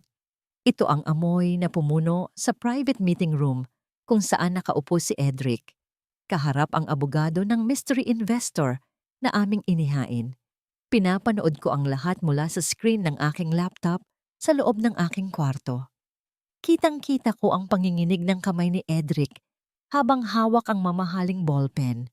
Ang bawat pagpirma niya sa makapal na dokumento ay tila pagguhit ng kanyang sariling libingan. Ang akala niya, isang simpleng loan agreement lang ito na may kapalit na collateral, ang kanyang personal na shares at ang titulo ng aming bahay. Ang hindi niya alam, ang investor sa kabilang dulo ng transaksyon ay walang iba kundi ang dummy corporation na pagmamay-ari ko na pinapatakbo ni Darian. Sa bawat pahinang nilalapatan niya ng tinta, unti-unting lumilipat ang kapangyarihan mula sa kanya pabalik sa akin. Ibinebenta niya ang kanyang kaluluwa para sa panandaliang ginhawa, para lang matakpan ang mga butas sa kumpanyang ninakawan niya. Nang matapos ang pirmahan, nakita ko ang pagbuga niya ng hangin. Isang hininga ng maling akala na ligtas na siya. Sumandal siya sa upuan at ngumiti. Ang ngiti ng isang hangal na nanalo sa loto, ngunit nawalan naman ng tahanan. Isinara ko ang laptop. Tapos na ang phase isa. Ngayon, kailangan ko namang wasakin ang kanyang backup plan. Bumaba ako ng hagdan at nadatnan ko si Daciel sa garden, abalang nagpapapedicure, habang ang anak niyang si Junior ay nagkakalat ng mga laruan sa damuhan. Tinitigan ko siya. Ang babaeng ito na nagbenta ng kanyang dangal para sa marangyang buhay ay isa ring biktima ng kasinungalingan ni Edric. Pero, hindi ibig sabihin noon ay kaaawaan ko siya. Sa halip, gagamitin ko ang kanyang pagiging makasarili. Lumapit ako sa kanya nang may dalang isang baso ng iced tea. Mukhang relax na relax ka ngayon, Daciel. Bati ko, pinanatiling malambing ang aking boses, ngunit may halong babala. Tumingala siya, inaayos ang kanyang sunglasses. Siyempre naman, Ate Nel, sabi ni Edric. Naayos na daw niya ang problema sa pera. Babalik na sa normal ang lahat. Umupo ako sa tapat niya at huminga ng malalim. Tila may mabigat na dinadala. Sana nga totoo yan. Kasi narinig ko siya kanina, nakausap ang abogado. Kumunot ang noo ni Daciel. Anong ibig mong sabihin? Sabi niya, nag-alangan ako kunwari. Sabi niya kailangan niyang magbawas ng gastusin para makabawi. Binanggit niya na baka kailangan na niyang itigil ang sustento sa mga labas na obligasyon. Ang sabi niya, gusto na niyang ayusin ang pamilya namin. kaming dalawa lang. Nakita ko ang pagputla ng mukha ni Daciel. Ang kanyang confident na aura ay biglang gumuho. Alam kong takot siya. Wala siyang trabaho, wala siyang ipon, at ang buong buhay niya ay nakadepende sa pagiging kabit ni Edric. Hindi niya gagawin yon. Nautal niyang sagot, pero ang mata niya ay naghahanap ng kasiguraduhan. Anak niya si Junior, mahal niya kami. Tumayo ako at tinapik ang kanyang balikat. Ikaw ang bahala, Daciel. Kilala ko ang asawa ko. Kapag naiipit siya, siya lang ang inililigtas niya. Kahit kadugo, kaya niyang isakripisyo. Iniwan ko siyang nakatulala sa garden. Ang binhi ng pagdududa ay naitanim na. Hindi nagtagal, narinig ko ang mahihinang yabag sa pasilyo papunta sa home office ni Edric. Sumilip ako ng bahagya. Si Daciel. Pumasok siya sa opisina habang wala pa si Edric. Mabilis at taranta ang kanyang mga galaw. Binuksan niya ang computer ni Edric. Alam kong alam niya ang password. Nakita ko siyang nagsalpak ng USB drive. Napangiti ako sa dilim. Kinokopya niya ang mga black ledger o ang mga ebidensya ng illegal transactions ni Edric. Ginagawa niya ito hindi para tulungan ako, kundi para magkaroon siya ng blackmail material laban kay Edric sakaling itapon siya nito. Ang ahas ay tutuklawin na ang sarili niyang amo. Nang gabing iyon, ang bahay ay tahimik. Si Edric ay mahimbing na natutulog, lasing sa tagumpay at alak. Si Daciel ay gising na gising sa guest room, binabantayan ang kanyang USB drive na parang ginto. Ito na ang oras.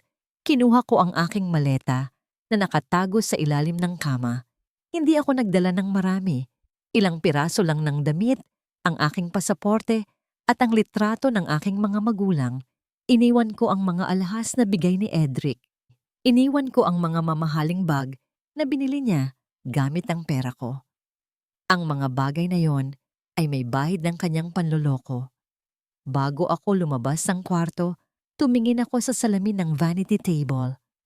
Kinuha ko ang aking lipstick na kulay dugo. Sa makinis na salamin, isinulat ko ang aking huling mensahe para sa kanya.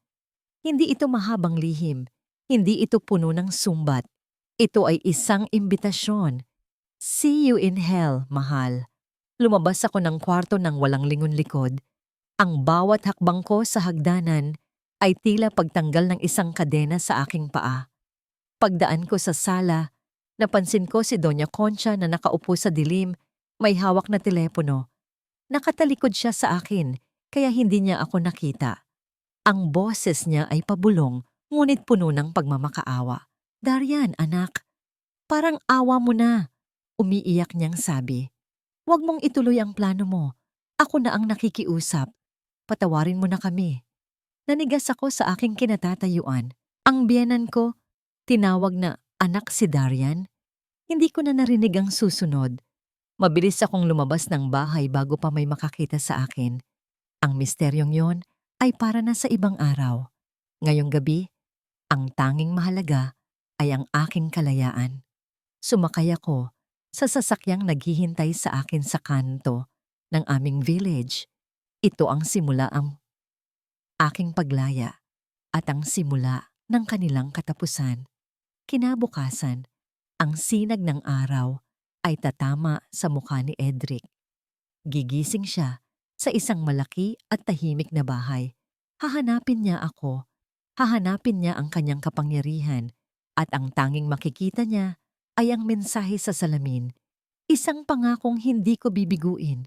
Ang bitag ay nakalatag na at ang daga ay papasok na. Nakatayo si Edric sa gitna ng entablado, naliligo sa puting liwanag ng spotlight na tila isang Diyos na bumaba sa lupa. Ang kanyang boses ay umaalingaw-ngaw sa buong ballroom, puno ng kumpiyansa at yabang habang ipinapaliwanag niya ang bawat detalye ng proyektong ninakaw niya mula sa aking ama. Sa likuran niya, sa isang dambuhalang screen, ipinapakita ang mga 3D rendering ng resort, isang paraisong itinayo sa pundasyon ng kasinungalingan. Ang mga palakpak ng mga investors at panauhin ay parang alon na Humahampas sa pampang, nagbibigay sa kanya ng lakas at kapangyarihan. Ngumiti siya. Ang ngiting iyon na 10 taon kong pinaniwalaan. Ngunit ngayon, ang nakikita ko na lamang ay ang ngiwi ng isang demonyo. Sa gitna ng kanyang talumpati, ang malaking pinto sa likuran ng bulwagan ay dahan-dahang bumukas. Pumasok ako. Hindi ako pumasok na parang isang asawang susuporta. Pumasok ako na parang isang reynang babawiin ng kanyang kaharian. Ang aking itim na gown ay marahang sumasayad sa pulang carpet at ang bawat hakbang ko ay may bigat at determinasyon. Ang mga bulungan ay nagsimulang gumapang sa bawat mesa. Ang mga ulo ay unti-unting lumingon sa aking direksyon. At ang atensyon na kanina ay nasa entablado ay dahan-dahang lumipat sa akin. Napatigil si Edric sa pagsasalita. Nakita niya ako. Ang ngiti sa kanyang labi ay unti-unting naglaho, napalitan ng pagtataka at bahagyang inis. Sinubukan niyang ipagpatuloy ang kanyang sasabihin, ngunit ang momentum ay nawala na. Ang lahat ng mata ay nasa akin. Nagpatuloy ako sa paglakad hanggang sa makarating ako sa harap, malapit sa entablado. Tumingala ako at tinitigan siya ng diretso sa mata. Walang kurap, walang emosyon. At doon nagsimula ang palabas. Ang screen sa likuran ni Edric ay biglang kumurap.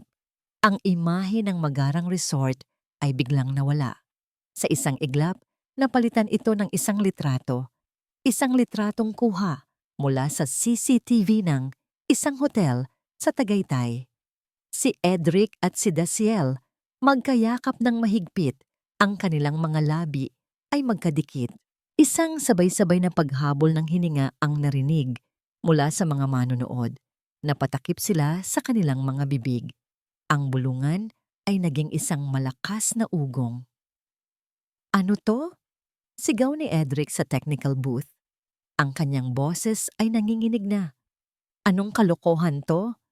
Ngunit hindi na bumalik ang imahe ng resort. Ang sumunod na lumabas ay mga kopya ng bank statement. Mga milyong pisong transfer mula sa account ng kumpanya papunta sa isang pribadong account sa Cayman Islands na may pangalang DR. Pagkatapos, isang video. Ang video mula sa bug na itinanim ko. Ang malinaw na pag-uusap nila ni Daciel tungkol sa pagpeke ng aking medical results, sa pagtatago ng kanilang anak, at sa plano nilang itapon ako sa mental hospital. Namutla si Edric. Ang kulay sa kanyang muka ay tila hinigop ng lupa. Napaurong siya, napasandal sa podium na parang isang matandang nanghihina. Ang mga kamera ng media na kanina ay kumukuha ng kanyang tagumpay, ay ngayon walang tigil sa pag-ilaw. Kinukunan ang bawat anggulo ng kanyang kahihiyan. Sa gitna ng kaguluhan, muling bumukas ang mga pinto. Ngunit sa pagkakataong ito, hindi mga bisita ang pumasok. Mga unipormadong lalaki mula sa Anti-Money Laundering Council at mga pulis ang pumasok ng may katiyakan. Dumiretso sila sa entablado. Edric Salvatierra. Ang boses ng pinuno ay malakas at may awtoridad. Inaaresto ka namin para sa kasong estafa at corporate fraud. Sinubukan niyang pumiglas. Hindi niyo ako pwedeng arestuhin. Wala kayong ebidensya. Isang pamilyar na boses ang sumagot mula sa gilid. Ang aking abogado, si Attorney Inigo, na may hawak na makapal na folder. Lahat ng ebidensya ay naisumite na sa korte, Mr. Salvatierra. Kalmadong sabi ng abogado. Kasama na dyan ang mga pekeng dokumento ng structural integrity na isinumite mo na pinatunayan ng aming consultant, si Engineer Darian Cortez. Sa isang sulok, nakita ko si Darian. Nakatayo siya ng tuwid. Ang kanyang mga mata ay nakatuon sa akin. Walang bakas ng paghihiganti sa kanyang mukha. Tanging isang tahimik na paghanga at respeto. Isang bahagyang tango ang ibinigay niya sa akin. Isang tango na nagsasabing, nagawa natin. At may isa pa, dagdag ng aking abogado. Dahil sa paglabag, sa loan agreement na pinirmahan mo kahapon, lahat ng iyong personal assets, kasama na ang 40% shares mo sa kumpanya, At ang bahay na tinitirhan mo ay automatikong nailipat sa pagmamay-ari ng iyong pinagkakautangan. Sino? Sigaw ni Edric. Sino ang lintik na investor na yan? Itinaas ng abogado ang isang dokumento. Sa ilalim, nakasulat ang pangalan ng korporasyon at sa ilalim noon, ang pangalan ng nag-iisang may-ari, Danielis Morado Salvatierra. Bumagsak ang mga balikat ni Edric. Tumingin siya sa akin. Ang kanyang mga mata ay puno ng hindi makapaniwalang galit. Nele, paano mo nagawa sa akin to? Hindi ako sumagot. Tinitigan ko lang siya habang pinoposasan ng mga pulis. Ang lalaking minahal ko, ang lalaking pinagkatiwalaan ko, ang lalaking sumira sa akin, ay ngayon, isang kriminal na walang-wala. Habang kinakaladkad siya palabas, napansin ko ang isang bagay, si Daisiel. Sa gitna ng kaguluhan wala na siya. Tumingin ako sa paligid. Ang upuan kung saan siya nakaupo kanina ay bakante na. Ang ahas ay nakatakas na sa gumuguhong pugad nito. Nang nasa pinto na sila, biglang pumigla si Edric sa huling pagkakataon. Humarap siya sa akin. Ang kanyang mukha ay basang-basa ng luha at pawis. Ang kanyang boses ay puno ng huling hibla ng kayabangan. Kahit kunin mo pa ang lahat sa akin, Nel.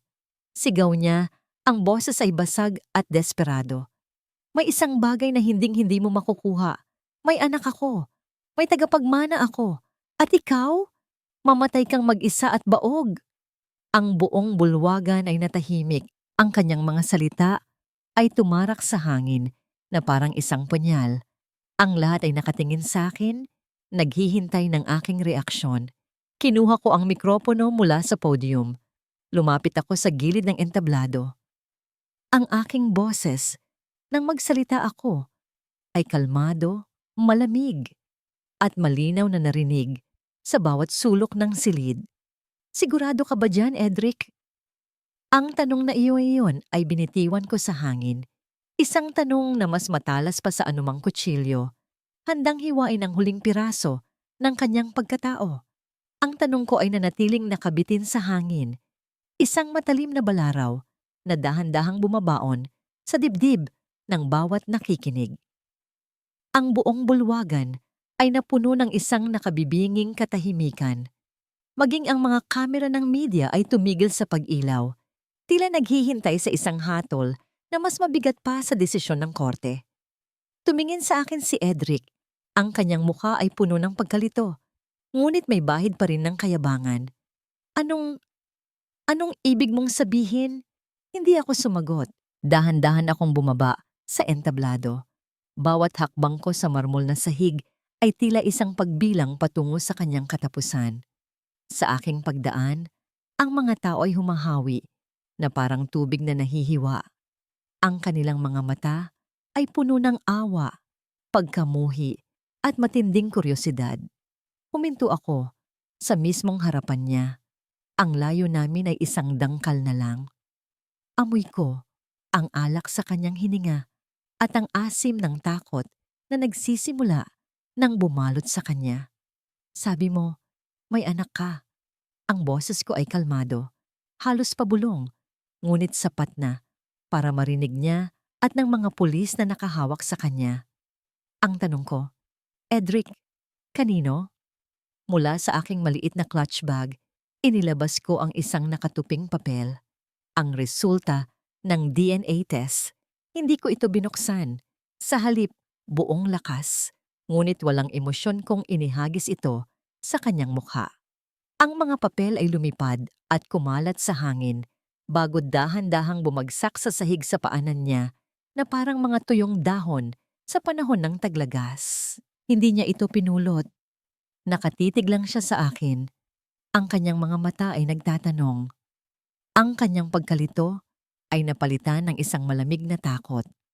Tumingin ako sa mga kamera. Tumingin ako sa mga dating kaibigan. At sa huli, tumingin ako sa kanya. 10 taon mo akong pinarusahan dahil sa pagiging baog ko. Malinaw kong sabi. Ang aking boses ay dinadala ng mikropono sa bawat sulok ng silid. Sinira mo ang buhay ko, nilustay mo ang pera ko, at pinatay mo ang pangarap kong maging ina para sa isang batang hindi mo naman pala kadugo. Isang malakas na ugong ang kumalat sa buong bulwagan. Ang resulta ng DNA test sa pagitan mo at ni Junior Razon, pagpapatuloy ko, diniinan ang bawat salita, ay 0%. Ibig sabihin, hindi ikaw ang ama. Kung ang pag-aresto sa kanya kanina ay isang sampal, ang revelasyong ito ay isang malakas na suntok na tuluyang nagpabagsak sa kanya. Nawala ang lahat ng kulay sa mukha ni Edric. Ang kanyang mga mata ay nanlaki, puno ng hindi makapaniwalang sakit. Bumagsak ang kanyang mga tuhod sa sahig. Ang dating hari-harian ay ngayon, isang pulubing nakaluhod sa gitna ng kanyang gumuhong palasyo. Hindi totoo yan. Bulong niya, paulit-ulit, na parang isang sirang plaka. Nagsisinungaling ka. Ngunit ang pinakamatinding reaksyon ay hindi nanggaling sa kanya. Mula sa kinauupuan nito, isang nakakakilabot na sigaw ang narinig. Si Doña Concha. Nakatayo siya. Nanginginig ang buong katawan. Ang kanyang mukha ay nababalot ng matinding sakit. Ang apo ko, hikbi niya, ang tanging tagapagmana ng mga salvatierra. Bigla siyang napahawak sa kanyang dibdib. Ang kanyang paghinga ay naging mabilis at hirap. Ang kanyang mga mata ay hindi nakatingin kay Edric, kundi sa direksyon ni Darian. Puno ito ng pagsusumamo, puno ng isang lihim na pagsisisi. At bago siya tuluyang bumagsak sa sahig, narinig ko ang ibinulong niya sa hangin. Patawarin mo ako, anak. Nagsigawan ang mga tao. Mabilis siyang dinaluhan ng mga medik. Habang isinasakay siya sa stretcher, ang kanyang walang malay na mga mata ay nakatitig pa rin sa direksyon ni Darian, na nanatiling tahimik at hindi gumagalaw sa kanyang kinatatayuan. Ang kanyang mukha ay tila isang batong inukitan ng kalungkutan. Sa gitna ng kaguluhan, tumunog ang telepono ni Attorney Inigo. Matapos ang maikling pag-uusap, lumapit siya sa akin. "Nel," bulong niya, "nahuli na si Daciel. Sinubukan niyang tumakas papuntang Hong Kong pero nahold siya sa immigration. Dala niya ang USB na naglalaman ng lahat ng ebidensya laban kay Edric at laban din sa sarili niya. Tapos na. Ang lahat ng mga piyesa ay bumagsak na sa tamang lugar. Tinalikuran ko na ang eksena. Wala na akong interes sa kung ano ang susunod na mangyayari. Ngunit isang kamay ang humawak sa laylayan ng aking gown. Si Edric. Nakaluhod pa rin siya. Umiiyak na parang isang bata. "Nele, patawarin mo ako." Pagmamakaawa niya, ang kanyang boses ay basag at puno ng pagsisisi. "Pakiusap, huwag mong gawin to. Mahal pa rin kita. Nagsisisi na ako sa lahat." Tinitigan ko ang lalaking nakaluhod sa aking paanan. Ang lalaking minsan kong inakala na mundo ko. Ang lalaking inalayan ko ng 10 taon ng aking buhay. Ngunit wala na akong maramdamang awa. Wala na ring galit. Tanging isang malawak at malamig na kawalan. "Huli na ang lahat para dyan, Edric." Mahinahon kong sagot. At marahang inalis ang kanyang pagkakahawak sa aking damit. "Hindi mo ako minahal. Minahal mo lang ang pera ko at ang kapangyarihang naibigay nito sa'yo. At ngayon, pareho na silang wala. Ang paghihiganti ko ay hindi ang pagpapakulong sa'yo. Ang paghihiganti ko ay ang kalimutan ka." Tumayo ako ng tuwid. "Hindi ka karapat-dapat sa galit ko, Edric." Pagpapatuloy ko habang ang mga kamera ay patuloy sa pagkuha ng bawat sandali. "Isa ka lang pagkakamali sa buhay ko na ngayon ay naitama ko na." Tumalikod ako at nagsimulang maglakad palayo. Ang mga bulungan ng mga tao ay tila hangin na lamang na dumadaan sa aking tainga. Ang mga ilaw ng kamera ay hindi na nakakasilaw. Naglakad ako ng diretso. Ang aking likod ay tuwid na tuwid. Ang aking ulo ay nakataas. Sa dulo ng mahabang pasilyo, Sa labas ng malaking pinto kung saan naghihintay ang aking bagong buhay, may nakita akong dalawang figura. Isang lalaki na may dalang payong, handang protektahan ako sa anumang ulan na darating. At isang maliit na batang babae na may hawak na drawing ng 3 taong magkakahawak kamay sa ilalim ng araw. Si Darian at si Leah. Hindi sila nagsalita. Ngumiti lang si Darian, isang nangiting nagsasabing tapos na ang laban. At tumakbo si Leah para yakapin ang aking mga binti. Yumuko ako at niyakap ang bata. Ang init ng kanyang maliit na katawan ay tila gamot na humihilom sa lahat ng sugat sa aking puso. Uwi na po tayo, Tita Nell, bulong ni Leah. Oh, anak, sagot ko at sa unang pagkakataon, ang salitang anak ay lumabas sa aking bibig na may kasamang luha ng purong kaligayahan. Uwi na tayo. Magkahawak kamay kaming 3 na lumabas ng hotel, iniwan ang gulo, ang mga maskara at ang mga kasinungalingan. Sa labas, tumila na ang ulan. Ang amoy ng sariwang hangin matapos ang bagyo ay sumalubong sa amin, isang pangako ng isang bagong simula. Ang gabi ay tapos na at ang umaga ay naghihintay. 1 taon na ang lumipas. Ang amoy ng dati kong buhay, ang amoy ng takot, ng pinaghalong mamahaling pabango at lason ay napalitan na ng amoy ng alat ng dagat at ng bagong lutong kape tuwing umaga. Ang mansyon sa San Fernando ay matagal ko nang ipinagbili. Ang bahay ko ngayon ay isang maliit na villa sa Batangas, nakatayo sa ibabaw ng isang burol kung saan tanaw na tanaw ang paglubog ng araw sa abot tanaw ng karagatan. Dito, ang tanging maririnig mo sa gabi ay hindi sigawan at pinto na isinasara ng malakas, kundi ang banayad na alon na humahalik sa dalampasigan. Ang Morado Group ay muli kong ibinalik sa dati nitong pangalan. Sa ilalim ng pamumuno ni Darian bilang bagong CEO, ang kumpanya ay hindi lang bumangon, kundi umunlad sa paraang tapat at marangal. Ako naman, ginugol ko ang aking oras sa pagtatag ng Phoenix Foundation, isang organisasyon na tumutulong sa mga babaeng biktima ng psychological abuse sa loob ng kanilang pagsasama. Ang bawat kwento nila ay nagpapaalala sa akin kung gaano kalayo na ang aking narating. Hindi ko na sila iniisip madalas, pero paminsan-minsan, naririnig ko ang mga balita. Si Edric, matapos mahatulan ng habambuhay na pagkakakulong, ay mabilis na tumanda sa loob ng bilangguan.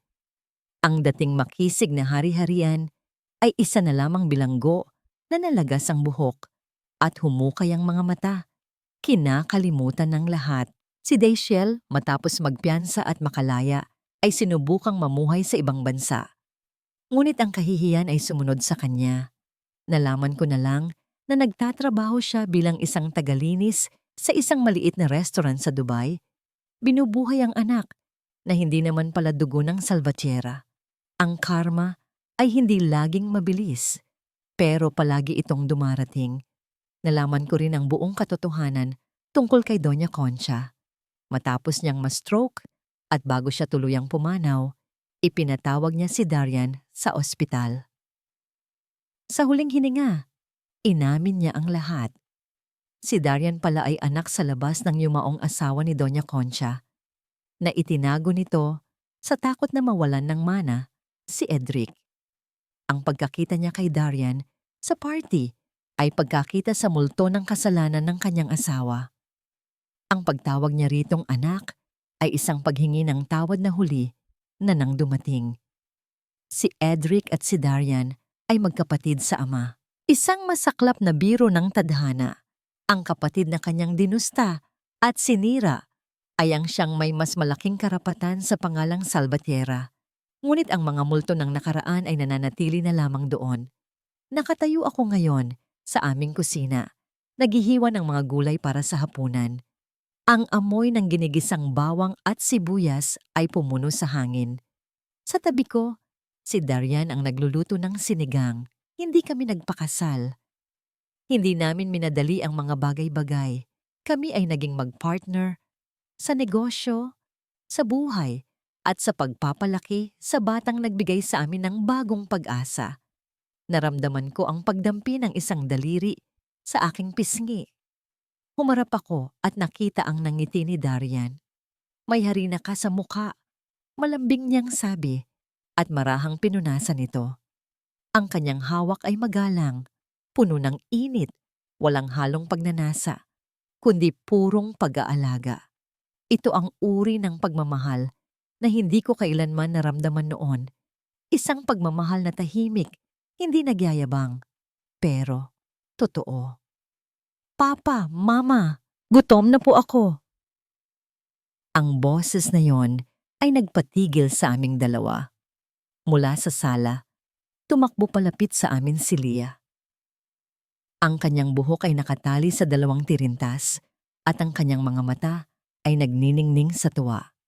Yumakap siya sa aking bewang. Mama, wala nang tita, wala nang Nele.